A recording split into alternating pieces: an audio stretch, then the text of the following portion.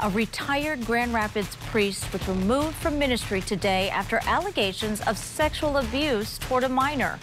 Father Charles Antikyre will no longer be able to represent himself as a priest in a decision handed down by the Vatican. The alleged abuse happened back in the 80s, but wasn't reported until just this past November.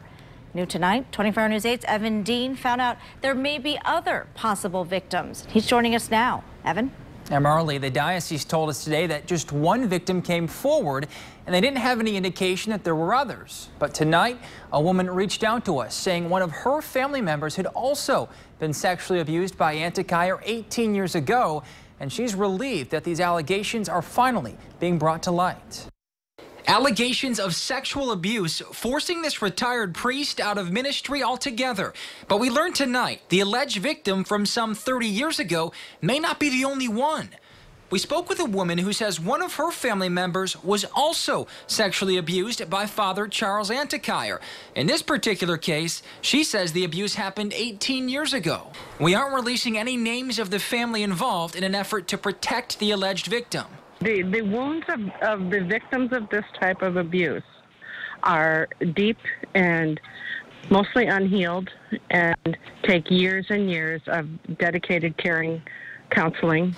The family reached out to us after hearing of Antikyre's punishment. Hallelujah was our first thought. That, finally there is justice in this world. The church has taken this awful thing that was hidden in darkness and thrown great light on it. There are people, including some of Antikyre's former parishioners, who support him. Today we talked with a priest who's known Antikyre for decades. He said he didn't know enough about the case to talk on camera, but said Antikyre was a spirit-filled man. The woman we talked with tonight acknowledged that Antikyre was very charismatic. And he was able to use that charm and that persona to hide what he was doing in profiling victims. The woman says her family did report it when the alleged abuse happened, but wouldn't comment much further on what happened from there. The church 20 years ago, 18 years ago, wasn't it what it is today. There wasn't the transparency. That the church today listens and responds, and that's joyful news. Now, a review board that includes retired judges and police officers examined the case against Antikyre. They found enough evidence to remove him from ministry, but right now it's still unclear if any actual criminal charges will be filed. The woman we spoke with says she hopes today's news will help other possible victims feel vindicated. Marley. Does she want her case to be reopened?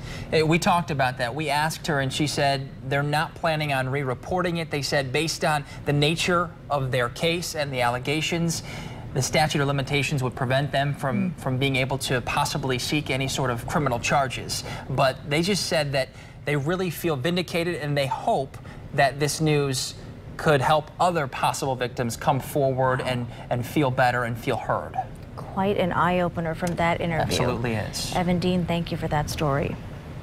Now, we also heard from Bishop David Wakolwiak. He issued a statement today saying in part, quote, I want to express my deepest apologies to any children, young people, and their families who have been abused by members of the clergy in the Diocese of Grand Rapids. I humbly ask for forgiveness for the pain and injury you and your families have suffered.